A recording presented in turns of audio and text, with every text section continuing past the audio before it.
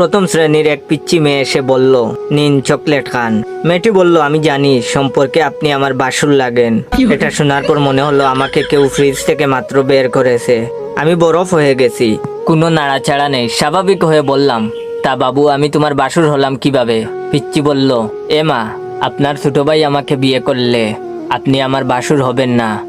আমি বললাম, ও আচ্ছা ছোট ভাই, তার মানে তুমি রোহানকে পছন্দ করো। পিচ্চি লজ্জা লজ্জা ভাবে এনে বলল, পছন্দের পর্ব তো অনেক আগেই শেষ হয়ে গেছে, এখন তো আমরা একে অপরকে। আমি অবাক হয়ে বললাম, একে অপরকে কি? পিচ্চি বলল, কি যে বলেন, আপনাকে এসব বলা যায়? লজ্জা লাগে তো। আমি অবস্থা উত্তাল পাতাল দেখে বললাম, আচ্ছা লজ্জা যেহেতু লাগছে তাহলে তাক বলতে হবে না, তুমি এখানে বসো, তোমার সাথে একটু কথা বলি।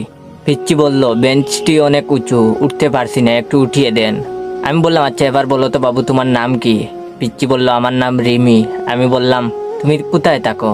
রিমি বলল, নিমতলি পুলিশ কোয়ার্টারে। আমি হক চকিয়ে গিয়ে বললাম, তুমি পুলিশের মেয়ে? রিমি বলল, হ্যাঁ আমার বাবা পুলিশ। আমি মনে মনে বললাম, হায় রে ছোট মিয়া, আর কোনো মেয়ে পেলি না? রিমি বলল, কিছু বললেন? আমি বললাম, না কিছু না। আচ্ছা রিমি একটা কথা বলো তো, তোমাদের পরীক্ষা না 3 ঘন্টা, তোমার 2 ঘন্টার মধ্যে পরীক্ষা দেওয়া শেষ হলো কিভাবে? তাছাড়া রুহানের পরীক্ষা তো এখনো শেষ হয়নি। রিমি বলল, আমি তো ইচ্ছে করে তাড়াতাড়ি লেখা শেষ করে রুহানকে খাতা দিয়ে এসেছি, এখন রুহান লিখছে, ওর লেখা শেষ হলেই তবেই তো আসবে। আমি একরকম আতঙ্কিত হয়ে রিমির দিকে তাকিয়ে রইলাম। কিছুক্ষণ পর রিমি বলল, এই যে বাসুর, দেখুন না জুতার ফিটে খুলে গেছে, একটু ঠিক করে দিন তো। আমি নিজেকে সামলে নিয়ে বললাম, হ্যাঁ দিচ্ছি। আর বললাম, আচ্ছা রিমি তোমাকে নিতে আসে কে? রিমি বলল, আমাকে আমার আম্মু নিতে আসেন, আম্মু ব্যস্ত থাকলে আপু নিতে আসে। আমি বললাম, ভালো, কিছু খাবে রিমি, কিনে দিব? রিমি বলল, না কিছু খাবো না, সকাল থেকে অনেক কিছু খেয়েছি, আমার বয়ফ্রেন্ড রোহান কিনে দিয়েছিল, ক্যাডবেরি খেতে ইচ্ছে করছিল না, তাই তো আপনাকে দিলাম খাওয়ার জন্য। আমি আহম্মকের ভঙ্গিতে বললাম, এই ক্যাডবেরি তোমাকে রোহান কিনে দিয়েছে?